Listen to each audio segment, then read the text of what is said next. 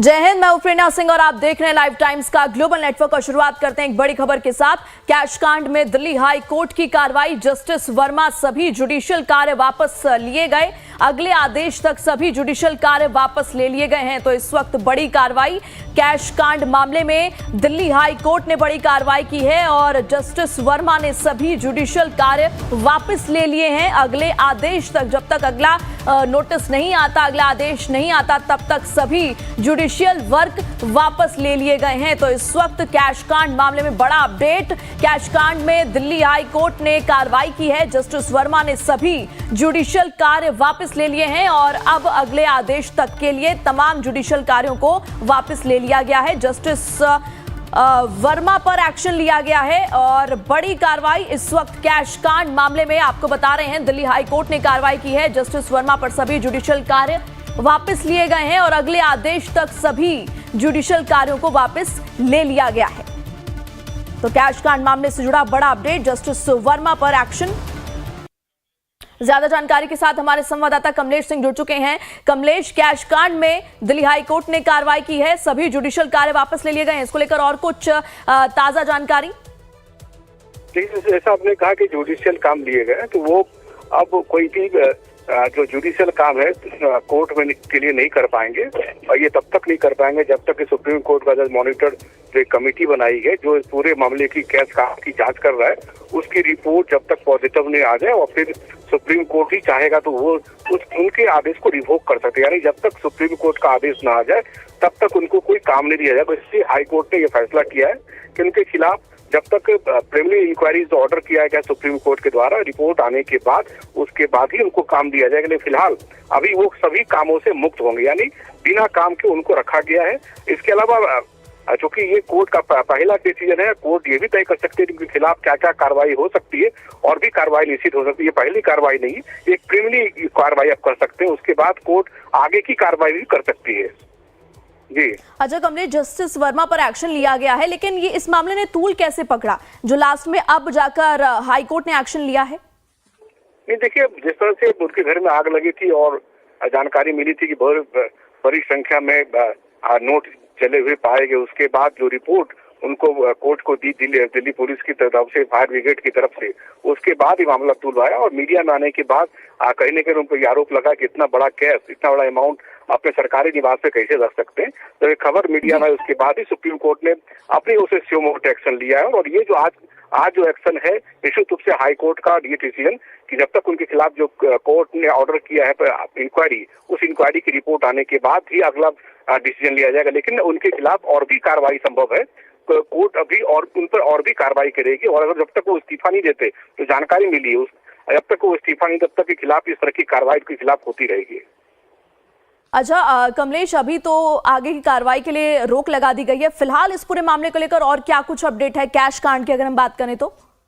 देखिए, कैश कांड में चूंकि ये दिल्ली पुलिस भी इस मामले को इन्वेस्टिगेट कर रही है, क्योंकि वो कैश मिला है। उसके अलावा कोर्ट ने भी एक कमेटी बनाई हुई, कोर्ट भी इंक्वायरी कर रही है।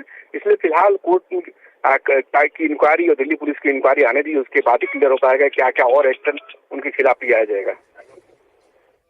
ठीक है कमलेश, इन तमाम जानकारियों के लिए आपका बहुत बहुत शुक्रिया। तो कैश कांड में दिल्ली हाई कोर्ट की कार्रवाई और जस्टिस वर्मा पर यह कड़ा एक्शन लिया गया है। अभी सारे जुडिशियल कार्य जस्टिस वर्मा से वापस ले लिए गए हैं। अभी उनके पास कोई भी जुडिशियल वर्क नहीं रहने वाला है। कैश कांड मामले में यह बड़ा एक्शन लिया गया है जस्टिस वर्मा पर और अगले आदेश तक सभी जुडिशियल कार्यों को जस्टिस वर्मा से वापस ले लिया गया है। यानी कि अभी उनके हाथ में कोई भी ऑफिशियल वर्क नहीं रहेगा, वो नहीं कर पाएंगे। सभी कार्यों से जस्टिस वर्मा को मुक्त कर दिया गया है और कैश कांड मामले में यह बड़ा एक्शन जस्टिस वर्मा पर फिलहाल दिल्ली हाई कोर्ट ने लिया है।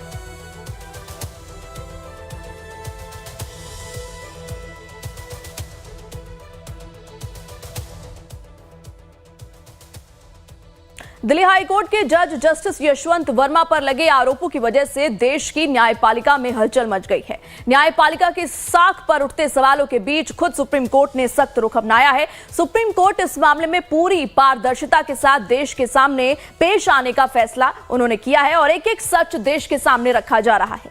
22 मार्च की रात खुद सुप्रीम कोर्ट की ओर से जस्टिस यशवंत वर्मा पर लगे आरोपों की एक जांच रिपोर्ट सार्वजनिक की गई।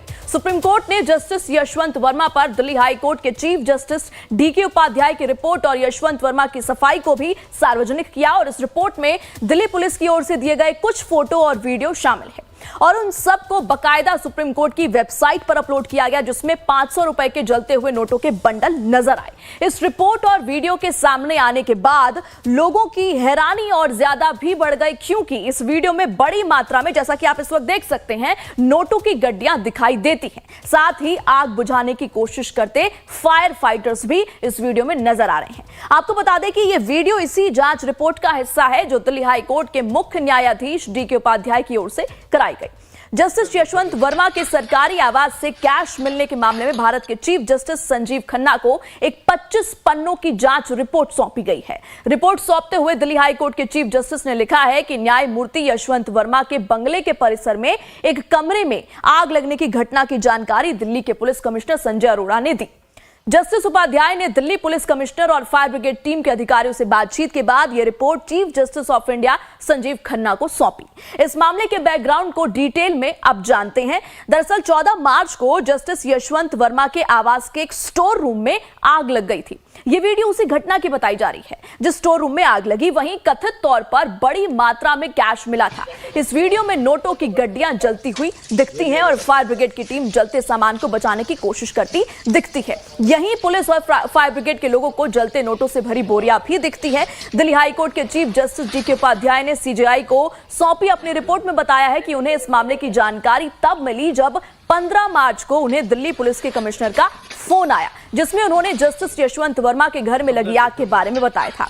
अब डीके उपाध्याय ने भी चीफ जस्टिस संजीव खन्ना को भेजी 25 पन्नों की रिपोर्ट में सिफारिश की है कि मामले में गहरी जांच की बेहद और सख्त जरूरत है और इसी गंभीरता को समझते हुए चीफ जस्टिस ऑफ इंडिया की ओर से मामले में एक जांच कमेटी का गठन कर दिया गया है, जिसमें कि कुल 3 सदस्य हैं। जस्टिस शील नागू सीजे पंजाब और हरियाणा हाई कोर्ट कमेटी के अध्यक्ष हैं, जस्टिस जीएस संधावालिया सीजे हिमाचल प्रदेश हाई कोर्ट जांच कमेटी के सदस्य हैं और जस्टिस अनु शिवरामन जो कि कर्नाटक हाई कोर्ट की जज कमेटी की सदस्य हैं। अब इस कमेटी के गठन के बाद चीफ जस्टिस ऑफ इंडिया ने दिल्ली हाई कोर्ट के मुख्य न्यायाधीश डीके उपाध्याय को यह निर्देश भी दिया कि जस्टिस यशवंत वर्मा को कोई जुडिशियल काम ना सौंपा जाए। इस बीच आप थोड़ा जस्टिस वर्मा की प्रोफाइल भी देखिए। अगस्त 1992 में वकालत की शुरुआत इन्होंने की। 13 अक्टूबर 2014 को इलाहाबाद हाई कोर्ट में एडिशनल जज बने। 1 फरवरी 2016 को इलाहाबाद हाई कोर्ट के स्थायी जज नियुक्त हुए। 11 अक्टूबर 2021 को दिल्ली हाई कोर्ट के न्यायाधीश नियुक्त हुए और बड़े बड़े कोर्ट में जज के तौर पर जिम्मेदारी निभा चुके हैं। जस्टिस यशवंत वर्मा पर अब गंभीर आरोप लग रहे हैं। आरोप क्या है? इन आरोपों के मुताबिक जस्टिस यशवंत वर्मा के आधिकारिक आवास से बड़ी मात्रा में कैश बरामद हुआ और इन आरोपों को तब और हवा मिली जब फायर ब्रिगेड और पुलिस टीम के बाद उनके घर पर तैनात सिक्योरिटी गार्ड ने भी बताया कि 15 मार्च की सुबह कुछ जली हुई चीजों को स्टोर रूम से हटाया गया था। ये बात भी चीफ जस्टिस डीके उपाध्याय की रिपोर्ट में दर्ज है। इस पूरे मुद्दे पर सियासत की दुनिया में भी हंगामा मचा। मुख्य विपक्षी पार्टी कांग्रेस ने इसे गंभीर मामला बताते हुए चिंता जाहिर की और न्यायपालिका में लोगों को विश्वास बनाए रखने के लिए सुप्रीम कोर्ट से कड़े कदम की अपील की। कांग्रेस महासचिव केसी वेणुगोपाल और रणदीप सुरजेवाला ने कहा कि इस घटना ने पूरी कानून बिरादरी को झकझोर दिया है। हालांकि विपक्ष की अपील से पहले ही सुप्रीम कोर्ट ने इस मामले की गंभीरता को समझते हुए सभी जरूरी कदम उठाए और जस्टिस वर्मा के खिलाफ जांच कमेटी का गठन भी कर दिया। लेकिन अब इस पूरे मामले में जस्टिस वर्मा ने अपने ऊपर लगे आरोपों को खारिज किया है। अपने जवाब में जस्टिस वर्मा ने क्या कहा है वो भी जानिए। उन्होंने कहा कि उनके या उनके परिवार के किसी भी सदस्य ने स्टोर रूम में कभी कोई कैश नहीं रखा। घर पर कैश मिलने के आरोप स्पष्ट तौर पर उन्हें बदनाम करने की साजिश है, ऐसा कहना है जस्टिस वर्मा का। इसके अलावा आरोप लगाने और बदनाम करने से पहले जांच करनी चाहिए। स्टोर रूम मुख्य निवास से अलग है और मेरे घर का कमरा नहीं है। स्टोर रूम में क्वार्टर के पिछले दरवाजे से भी पहुंचा जा सकता है। इसके अलावा जस्टिस यशवंत वर्मा ने कहा कि आउट हाउस स्टोर रूम में किसी भी कैश की जानकारी नहीं है। मैं इस आरोप का मजबूती से खंडन करता हूं।